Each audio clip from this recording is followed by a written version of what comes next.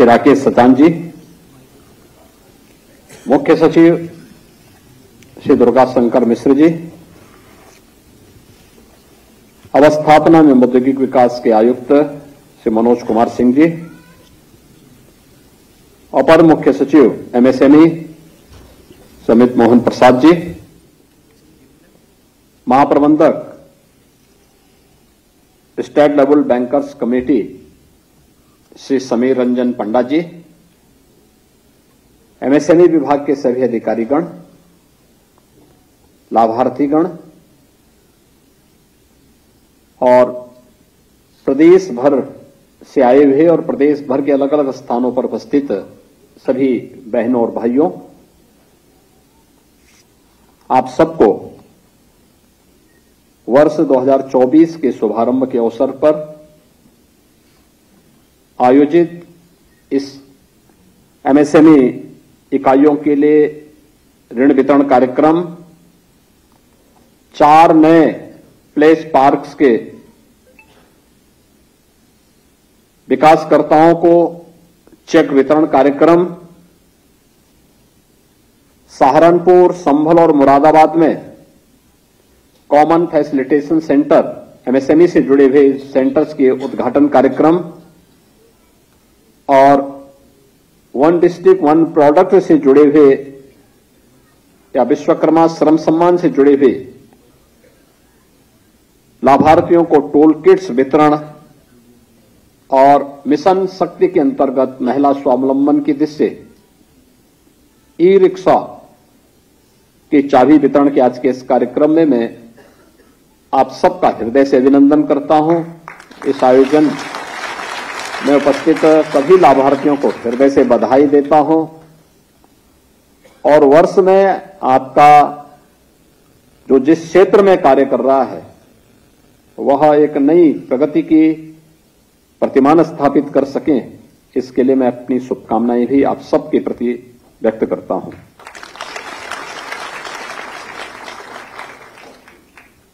उत्तर प्रदेश की आज की इस प्रगति को देख करके हर देशवासी खुशहाल खुश है और दुनिया अचंभित है, क्योंकि उत्तर प्रदेश जब तक विकास नहीं करेगा तब तक भारत विकास के नए प्रतिमान स्थापित नहीं कर सकता और इसलिए भारत के विकास का रास्ता उत्तर प्रदेश से होकर के गुजरता है।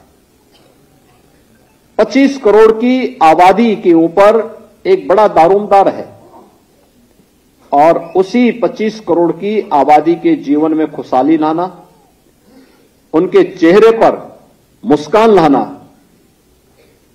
उनको आर्थिक रूप से समृद्धि के मार्ग पर अग्रसर करना, प्रधानमंत्री मोदी जी के मार्गदर्शन और नेतृत्व में ये डबल इंजन की सरकार जो प्रयास की है, आज उसके परिणाम हम सबके सामने हैं।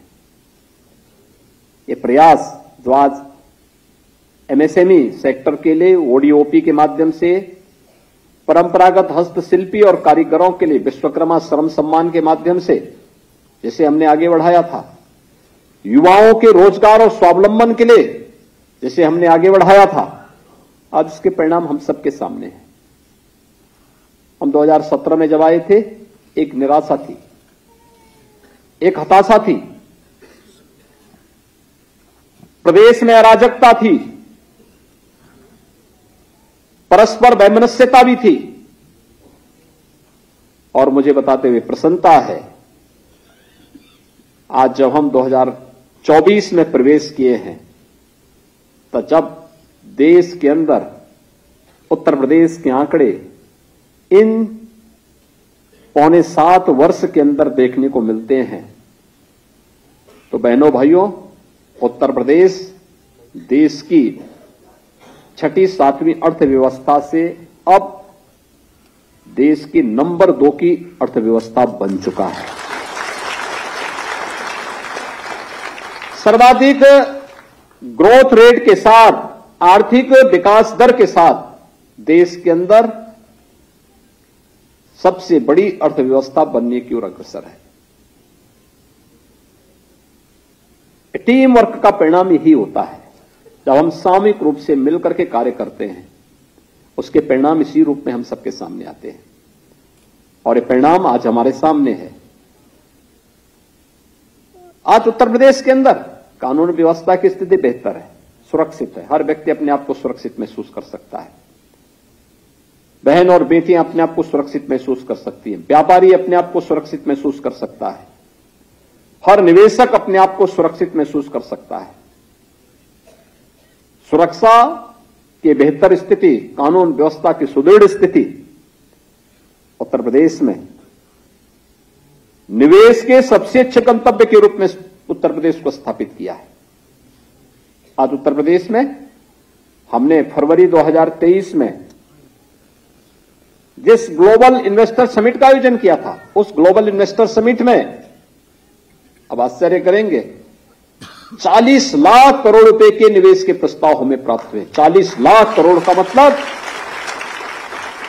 जब ये 40 लाख करोड़ निवेश के प्रस्ताव जमीनी धरातल पर उतरेंगे, 1 करोड़ 10 लाख से अधिक नौजवानों को सीधे सीधे नौकरी देंगे। याद करिए, उत्तर प्रदेश के नौजवान अब पलायन नहीं करेंगे। उत्तर प्रदेश का उद्यमी, उत्तर प्रदेश में निवेश करने वाला उद्यमी खुशहाली के साथ अपने बिजनेस को ही बढ़ाएगा और उत्तर प्रदेश के नौजवानों को उत्तर प्रदेश के अंदर ही नौकरी और रोजगार देने में भी सफल होगा। ये नया उत्तर प्रदेश है। एमएसएमई ने उत्तर प्रदेश को एक नई पहचान दी। हमने 2018 में 1 डिस्ट्रिक्ट 1 प्रोडक्ट की योजना प्रारंभ की। परंपरागत उद्यमी इस क्षेत्र में जो हताश और निराश स्थिति में था, प्लान कर रहा था, कहां जाए, कुछ असमंजस की स्थिति थी, क्योंकि उसके बाद पूंजी छोटी थी, बैंक लोन नहीं देता था। क्योंकि मुझे याद है उत्तर प्रदेश का सीडी रेशो 44-45% था, उससे भी कम था। और फिर गरीब को कौन देता है, कमजोर को कौन देता है, कौन पूछता है। लेकिन आज कार्य हुआ। आज हम देख रहे हैं 1 डिस्ट्रिक्ट 1 प्रोडक्ट ने उत्तर प्रदेश को एक पहचान दी। उत्तर प्रदेश का उद्यमी इसके माध्यम से, हर एक सूक्ष्म लघु मध्यम उद्यम से जुड़ा हुआ उद्यमी आज उस दिशा में आगे बढ़ा है। उसके चेहरे पर मुस्कान आई है। उसने उत्तर प्रदेश को एक्सपोर्ट प्रदेश के रूप में डेवलप किया है। हमारा एक्सपोर्ट लगभग 3 गुना बढ़ा है और उत्तर प्रदेश ने 1 डिस्ट्रिक्ट 1 प्रोडक्ट के माध्यम से वैश्विक मंच पर एक प्रतिष्ठा प्राप्त भी की है और प्रधानमंत्री जी के वोकल फॉर लोकल के इस अभियान पर मोहर लगाने वाला पहला प्रदेश उत्तर प्रदेश है। आज देश भर में योजना सराही जा रही है।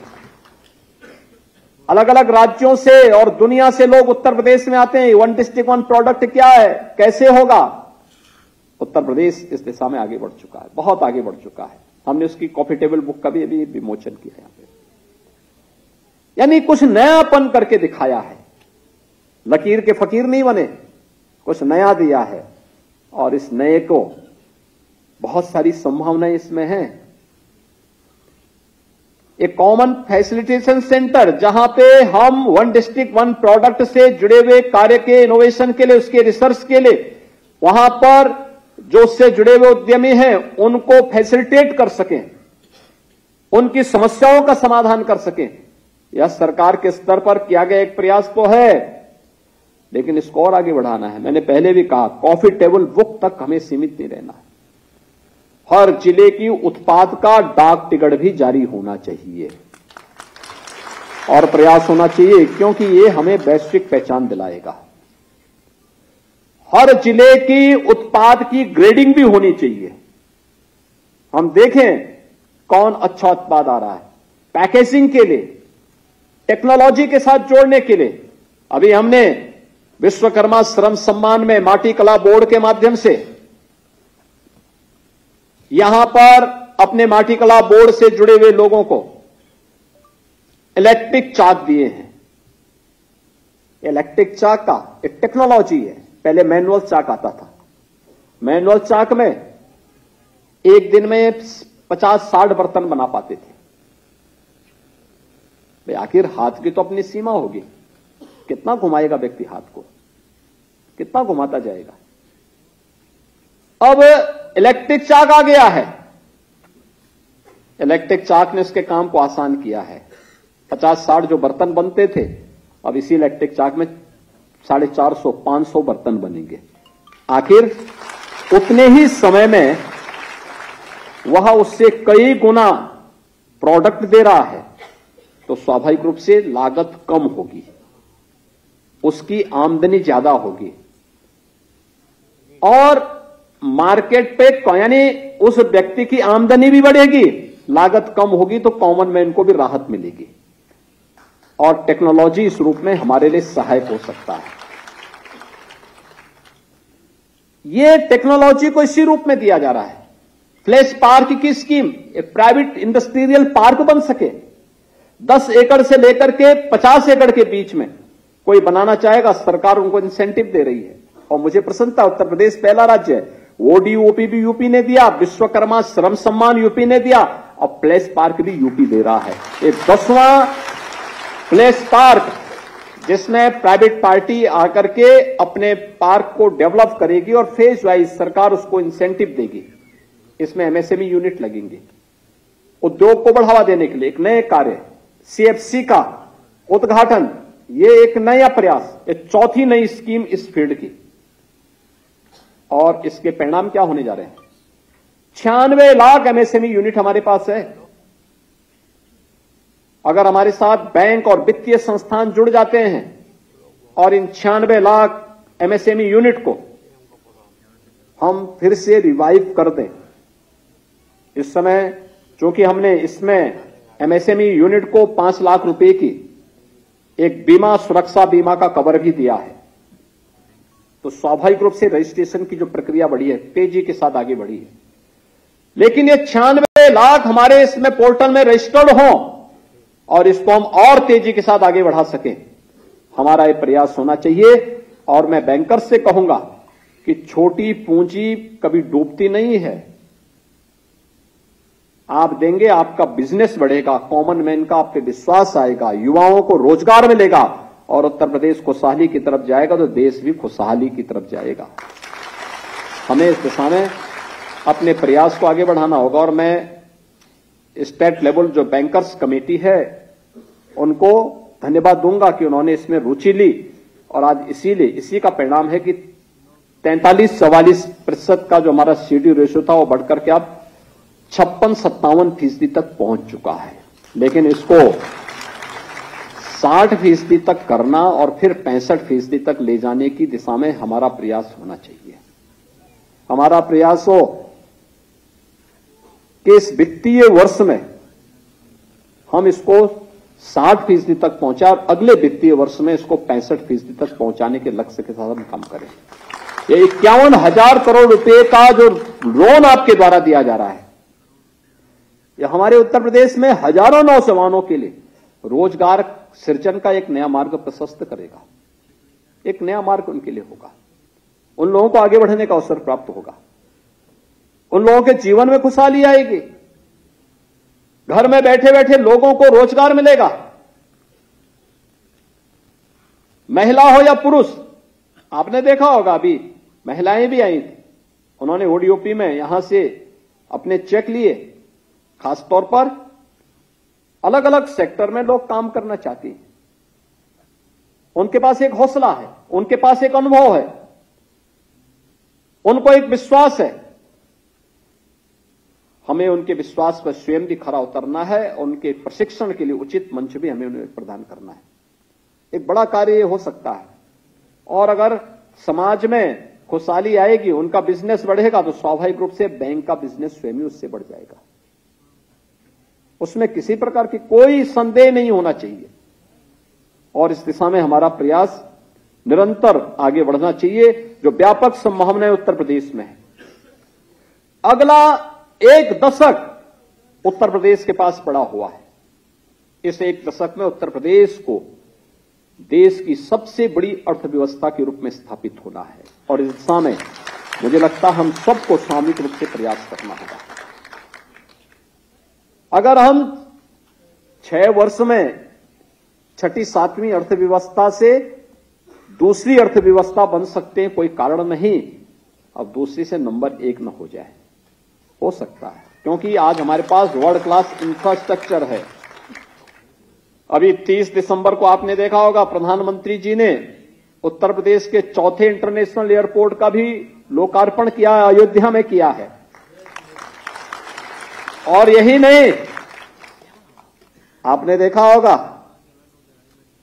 उत्तर प्रदेश में पिछले 5 वर्ष में पर्यटन 85 गुना बढ़ा है। अकेले अयोध्या में ही 85 गुना बढ़ा है। यानी आप अनुमान कर सकते हैं कितनी संभावनाएं। टूरिज्म हमारे पास, निवेश हमारे पास, एमएसएमई सेक्टर एक नई ऊंचाई को छूता हुआ दिखाई दे रहा है। एक्सपोर्ट के लिए मैंने बार बार कहा है कि इसमें हमें डिजाइनिंग के साथ में, पैकेजिंग के साथ में, मार्केटिंग के साथ में इनको जोड़ने की दिशा में प्रयास करना होगा और विभाग यही फैसिलिटेट करने में थोड़ी रुचि लेकर के इनकी ग्रेडिंग भी करना शुरू कर दें। मार्केट की डिमांड क्या है, उस डिमांड के अनुसार प्रोडक्ट अगर आप देंगे, आपकी एमएसएमई जो यूनिट है इनके सामने चाइना फेल हो जाएगा, उनकी ट्राई सिटी फेल हो जाएगी।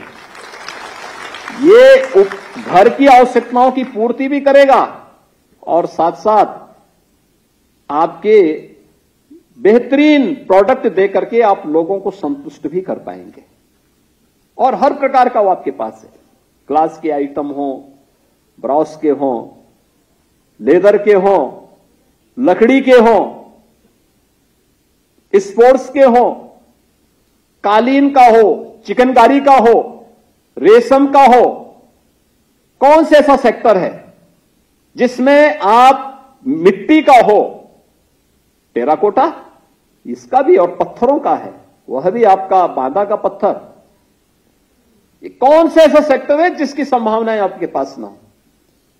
थोड़ा प्रयास करना होगा और इस दिशा में अब तक किए गए प्रयास को अब एक नई दिशा देने की आवश्यकता है, आगे बढ़ाने की आवश्यकता है। एक दूसरा, हमें इस दिशा में और अच्छे प्रयास करने होंगे कि बार बार इंटरैक्शन होना एमएसएमई यूनिट के साथ जिले वाइज। क्या उनकी समस्या है, कहां पीएनजी की आवश्यकता है, कहां पे इलेक्ट्रिसिटी की आवश्यकता है, कहां पे उनकी अन्य समस्याओं का समाधान, कहां उन्हें बैंकों के साथ जोड़ने के लिए लोन मेला लगाना है, कहां उनके लिए फैसिलिटेशन सेंटर के साथ साथ उनके ट्रेनिंग के बेहतरीन केंद्र हम बनाएं, कहां पे हमारे पैकेजिंग सेंटर आए, कहां पे डिजाइन सेंटर आए, कहां पे हमें कौन सी ऐसी चीजें उनको देनी है जिसको हम आगे बढ़ा लें। और इसके साथ ही हमें कुछ राष्ट्रीय और अंतर्राष्ट्रीय स्तर की एजेंसियों को अपने साथ जोड़ना होगा जो निरंतर इनका मूल्यांकन करते हुए इनकी ग्रेडिंग को भी तेजी के साथ आगे बढ़ा सके। कोई कारण नहीं, अब आपको कोई रोक नहीं सकता क्योंकि आप अपने रास्ते पर बढ़ चुके हैं। मंजिल आपके लिए आसान है, बस प्रयास किए जाने की आवश्यकता है। और आज का ये प्रयास उसी दिशा में किया जाने वाला उसी का एक पार्ट है। 51,000 करोड़ रुपए आज जब हम इस राशि को देख रहे थे, ये यूपी के शेड्यूल रेशियो को तो बढ़ाएगा ही, लेकिन ये चीजें दिखाती हैं कि नए भारत का नया उत्तर प्रदेश किन संभावनाओं से भरा हुआ है।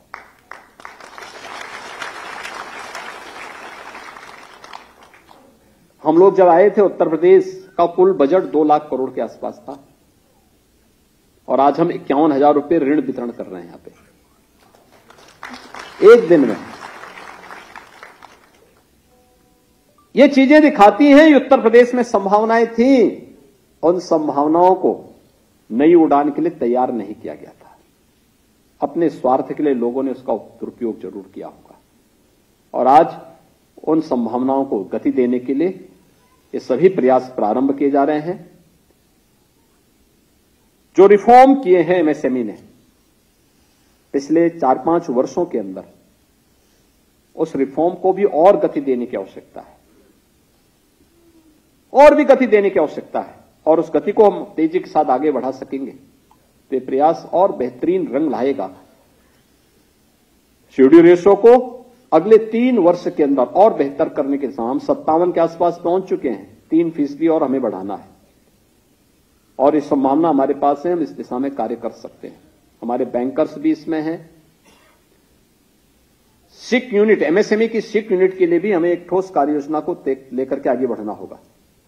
कैसे हम इसको अच्छी प्लेटफॉर्म दे सकते हैं, इसकी सर्वाइव करने के लिए क्या हमारे प्रयास हो सकते हैं। एक्सपर्ट को हमें उनके साथ जोड़ना होगा, निर्णय लेने की गति को बढ़ाना होगा। यह जो निर्णय लेने की हमारी गति होगी, यह उसे एक नई ऊंचाइयों को की तरफ की ओर उसे अग्रसर करने में मदद करेगी। और मुझे प्रसन्नता है कि पिछले 6-7 वर्षों के अंदर हुए प्रयास के परिणाम आज हमारे सामने हैं। आने वाले समय में इसके परिणाम और बेहतर होंगे, इस विश्वास के साथ आज मैं पूरे प्रदेशवासियों को और खासतौर पर उन सभी एमएसएमई यूनिट को जो वन डिस्ट्रिक्ट वन प्रोडक्ट के अंतर्गत परंपरागत उद्यम के लिए, व्यवसाय करने के लिए, अपने उद्यम को आगे बढ़ाने के लिए आज यहां पर 51,000 करोड़ रुपए के इस ऋण वितरण के कार्यक्रम के साथ जुड़ रहे हैं, उन सबको तो मैं हृदय से बधाई देता हूं, उनके प्रति अपनी शुभकामनाएं देता हूं। साथ साथ जिन्होंने प्रशिक्षण लेकर के टूल किट्स प्राप्त किए हैं, उनको भी मैं हृदय से बधाई देता हूं कि वे बेहतरीन तरीके से अपना कार्य करें, पूरी तन्मयता के साथ कार्य करें। सरकार उन्हें हर प्रकार की मदद करेगी, हमेशा उनके साथ में है। ई रिक्शा की चाबी दी गई है 3 महिलाओं को, एक अच्छा प्रयास है। स्थानीय प्रशासन के साथ मिलकर के उनके रूट तय होने चाहिए, अच्छा होगा। नगर विकास के साथ में, गृह विभाग के साथ में एमएसएमई विभाग बैठक करें। हम जिसको लोन दें, हमारा प्रयास होना चाहिए कि उनका प्रशिक्षण, और प्रशिक्षण के साथ साथ उसकी वह पूंजी उसको स्वावलंबन की ओर भी अग्रसर कर सके और पूंजी के रिटर्न की कार्रवाई को भी आगे बढ़ा सके। इस दिशा में प्रयास होना चाहिए। डिजिटल पेमेंट के साथ उन्हें हमें जोड़ने की कार्रवाई के साथ आगे बढ़ना चाहिए। हम इसको देखें, इस दिशा में प्रयास करें।